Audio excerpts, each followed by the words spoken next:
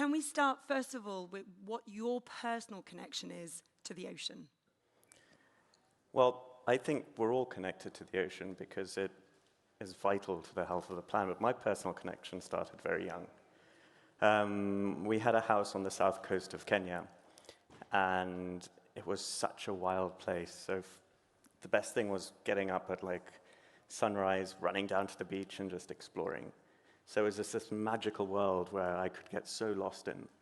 And somehow my mum was fine with it, that as long as I was back by sunset, it was okay. But that inspired just this love of the ocean, and that's when I was 6, so seeing everything with such bright, vibrant colors and all the fish was just incredible. But your career took a slightly unexpected turn, which saw you DJing in London, and he's now filming documentaries of the ocean in East Africa. So can you tell us how that story unfolds? Well, it's quite funny, actually, because growing up in Kenya, being so connected to such an incredible country with such biodiversity really instilled the love of the wild. And I mean, I started catching snakes when I was 8, and that drove my mum a bit crazy. But everyone thought for sure I was going to work in conservation. And I was 13 years old, we were at a party. I'm quite an introvert. And at this party, there was a DJ, and I saw, I was like, so the DJ can be involved in the party and not have to talk to anyone. So that's quite a fun way of going out. And that kind of started this love affair with music. So I ended up, from age of 15, I was DJing in clubs. By the time I was 18, my first gig was in Fabric in London and played Ministry of Sound and ended up working for Fatboy Slim. And it was an incredibly fun time, probably too much fun. But there came a point where I was missing home, having grown up in Kenya, you know, and each time I went back on holiday, I was like, I want to be back home. And it was the time that dance music was just getting quite big in the States, and I was having like arguments with my record label. And I'm at a Christmas party, I met someone, and we got talking, and he did musical film. And this was this whole new way where you could compose whatever you wanted because it was for film. And that brought me back to, why am I sitting here composing? I want to be out there telling stories. But during this whole process, as I grew up, I would go back to the places I loved going, and I started noticing changes in the ocean. And in Kenya, we're so good at terrestrial conservation, and when you think about Kenya, everyone just thinks about, you know, lions and this and that. But no one's talking about our ocean, and I realized I was witnessing firsthand from when I was a kid the changes that were happening, and no one was talking about it. And if no one can see it and no one's talking about it, no one's doing anything about it. So that was kind of that moment that I realized we needed. Suddenly, how do we get people to think about it when so few of us actually go to deep into the ocean? Before we find out more about the work and the stories that you tell, can you maybe describe to us what life is like on the coast in Kenya, who lives there, what it's like to work there, what even the population that live there, and what the challenges are specifically that you're seeing in that part of the world when it comes to ocean? So Kenya has a really long history on coastal communities. When most people think of the Swahili coast, everyone naturally goes to Zanzibar. But actually, Lamu is the oldest still inhabited Swahili settlement, older than Zanzibar. And so you have this seafaring culture that has been there for hundreds and hundreds of years, plying the trade routes. And, you know, Lamu is still one of the last few places. You've got the traditional dhows that go out, and it's, there are very many different traditional ways of fishing. But in a booming economy, the coastal population has grown exponentially. So fishing pressure has become quite big. But the problem is we have, for example, Kenya selling its fishing rights to China to build a road. So all of a sudden, you've got these big trawlers who are coming in who are making it a lot harder for your local fishermen. And at the same time, you're talking about marine protected areas, but these communities are never really brought to the conversation, yet they're the ones who utilize and have been utilizing this resource for a long time. So now more than ever, we need to be working with these communities. And I was at the Blue Ocean Economy Conference in Nairobi in, I don't remember, it was a couple of years ago. There was 2 conservation organizations there. That's it. The rest was talking about utilization of the blue economy. And I was like, but you can't have utilization of the blue economy without conservation and sustainability. Mm-hmm. So even more so, that's why it's very important to get cultures and communities on board, and so that they have a voice, that they can come to these things and say, well, this is our resource, this is where we've been, listen to us. So you didn't pick an easy subject. What have you found are the ways in to invite local communities into this world? Because some of them will experience the ocean, but there may be a divide between those who aren't involved in the ocean at all. So how have you found ways to invite them into that world? I can tell you, it's actually, being a filmmaker and photographer, it's very tricky, because a lot of what's happened in East Africa is filmmakers, photographers come in, shoot, and leave, and never really engage that deeply with the community. And then the stories are made in Bristol. And so coming in to a community to want to make films, there's a lot of hesitation because they don't know what you're going to do with it. When we were making Bahariyatu, we wanted to make sure that it would talk to the audience, to the communities. So we spent a lot of time getting to know the fishermen, getting to know the different people involved, and also trying to understand is like, what is the cultural knowledge? What's the folklore of the ocean from that culture? Can we make the film based on the culture, based on like a story that comes from the culture? And more importantly, can we make it in the local language? Because if you're going to do conservation, everyone forgets that you have to work with the people who live in those environments and in those wild spaces. And so if you're going to have a film, it's, we see it, it's so much better to be able to watch a film that you understand in your local language, because it also gives you a sense of ownership of that. And I suppose so much of the conservation content that we see comes from other parts of the world. So there is that psychological distance that you can't really unblock. So what has been the response when you come into a community? And maybe you can tell us how you actually engage the community. Do you have community popcorn nights where you watch you watch your films together? How do you actually engage the community, and what is the response when they see what is happening on their doorstep? So one of the hats I wear is also in conservation with the Lamo Marine Conservation Trust, and a lot of conservation-orientated films about the ocean that a lot of people use are made in Australia, are made in the States.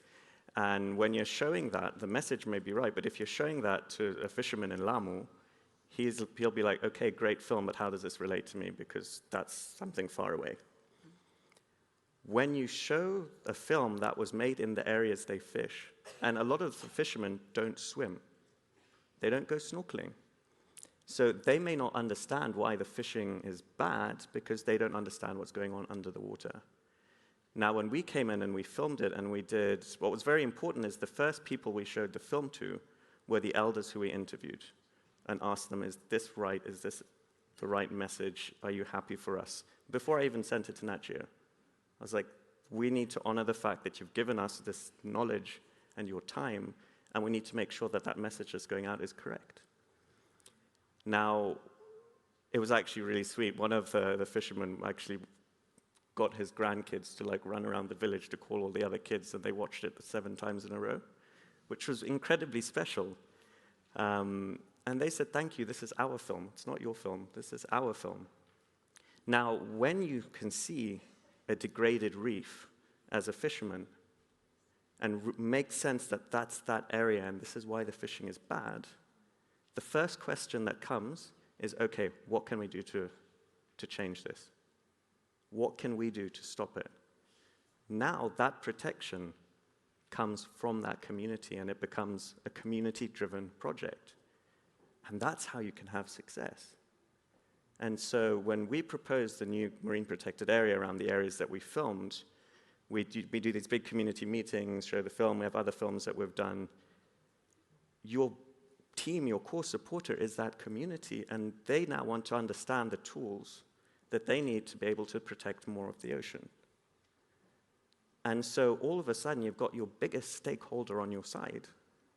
And it's their project. And now what we're doing is we're helping to create the management plan, we're bringing in scientists to make sure we're doing it right. We're providing the support the best we can to help the community. And then a lot of things, then that's how you're going to manage that area, that's how you're going to control excessive fisheries, because it's not that you're going to put 100 rangers out patrolling. It's the fishermen out there who are traditional fishermen will be going up to the people saying, no, you're not allowed to fish like this in our waters. And there's huge power in that. Even against some of the big tankers is really that they can fight against that. It's incredible. Well, a lot of the time is, we think about local communities may not be highly educated, but it's a change in language. Because the knowledge is there, they just don't know how to communicate it sometimes in the way that you'd say it scientifically or in the conservation world. Once you empower that voice and kind of align the two different languages, you realize they're so interlinked. And then the fishermen and the community can go to the county government and say, no, we want to do it this way. So in Lamuf, we are hopefully going to be the second coastal county to actually have a land use, an ocean use plan, where they're going to say this is for traditional fishing, these are breeding zones, this is the type of fishing that can happen here. And it's now a community voice that's saying it, so your county government will have to listen to you. Mm. What role does the intergenerational part play? Because you've talked about the elders, but they have then involved their grandchildren. So can you talk us through, we need everybody to be doing this, not just the elders. How have you found engaging the different generations, and what are you learning from each one? So what was quite interesting with Bahari Yetu is we had actually set out to do a humpback whale film because the humpback whale migration has come back to Kenya, and we thought there's going to be a lot of human-wildlife conflict. And it just so happens that with humpback whales, whenever I set out to film them, something happens. So we had the Indian Ocean dipole, which is like El Nino of the Indian Ocean. Humpback whales didn't show up. And we'd been talking to elders about humpback whales, and they were like, no, the problem is, yes, they're whales, they come, they go. The real problem is that the younger generation thinks that the ocean they're fishing in now is normal. But they don't want to listen to us when we say this isn't normal.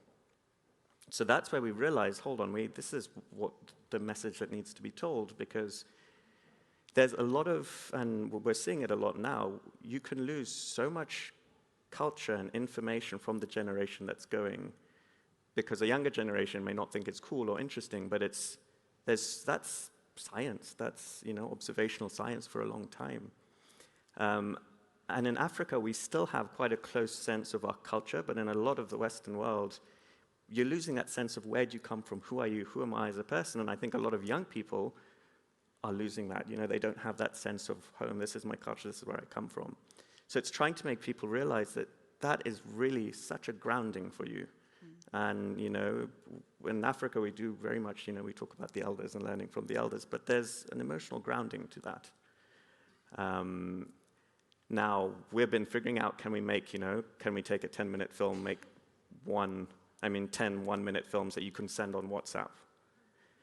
But what's incredibly important is you need to start, for the younger generation, they need to start seeing people who look like them in positions on TV as the scientist, as the underwater photographer, as this, as the marine biologist. And then all of a sudden, it's like, if you can see yourself in that role, you become connected to that issue, or to the ocean, or to...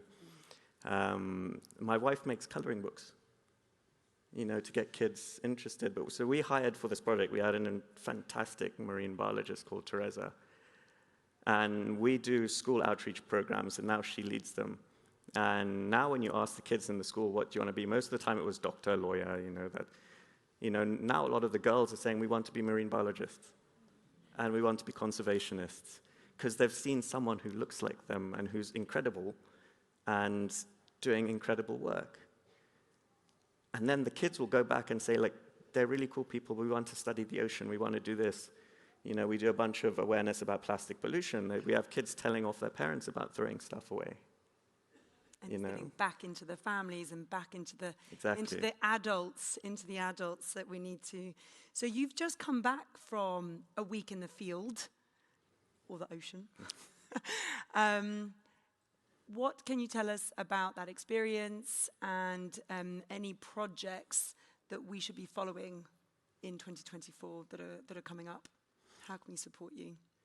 So, literally the last day we were filming was on Thursday, and it was for a shoot where we were supposed to cover the biodiversity in the Indian Ocean, and it was heartbreaking. It was, I'm still trying to process it, but the water temperature is 31 degrees. At 25? At 25 meters deep. Wow.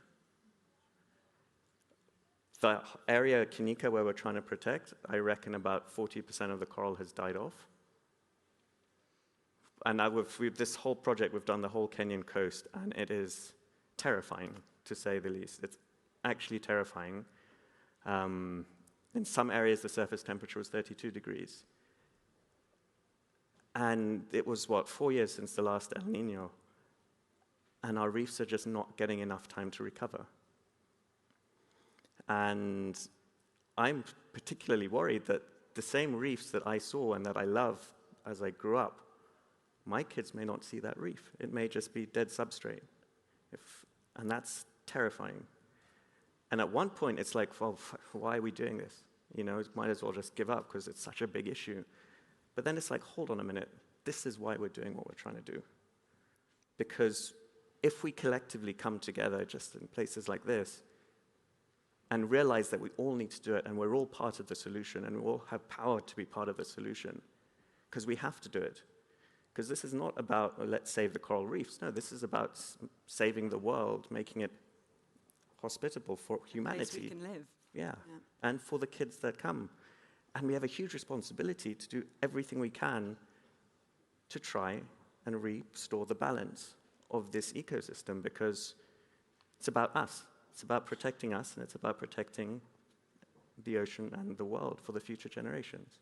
And living with that reality where there will be days when you feel really down and days when it motivates you and is the driving force. And I think it's important for all of us in this room to remember that we all get that, but you still came here to Change Now to deliver your message. Where can we go and watch your documentary? How can we help and support you? Tell us how we can be allies. So my wife and I have an organization called East African Ocean Explorers. East African Ocean Explorers. Yeah, East African Ocean Explorers. And our aim is, you know, like, I was once considered like the only African underwater cameraman, and that's ridiculous. And we need more, because these stories need to come from many voices. So we're trying to train more people to get connected with the ocean. We have university students studying ocean sciences who've never seen the sea, who've never gone diving. You know, there's all these crazy things, so we were kind of figuring out what can we do to connect people who want to learn more about the ocean, or are studying the ocean, or who want to become filmmakers or scientists. How can we create an organization that will help them connect to the ocean? We run dive labs where we took 2 photographers, a Kenya Wildlife Service ranger, and 2 scientists, and did dive training for them so they could actually go out and dive, which helps their work. We work with an organization called NewF in South Africa, where they're building a dive center, but we need more champions for the ocean, and we need more local voices, you know, who can actually talk about it. And they will become the champions in their community, because they'll see these things firsthand. So we want to roll out that program much bigger, to be able to train a lot more people on the Kenyan coast. If you search East African Ocean Explorers, Bahari Yetu, the film is on there, and there's a bunch of other films we've done. I mean, the dream goal is to get a catamaran that actually can go and stop in different places around East Africa. And then the idea is we can invite the scientists onto the boat to study a particular thing that they're interested, and then pair them up with a young person who's a photographer who can come and talk about and photograph the work that they're doing to tell that story.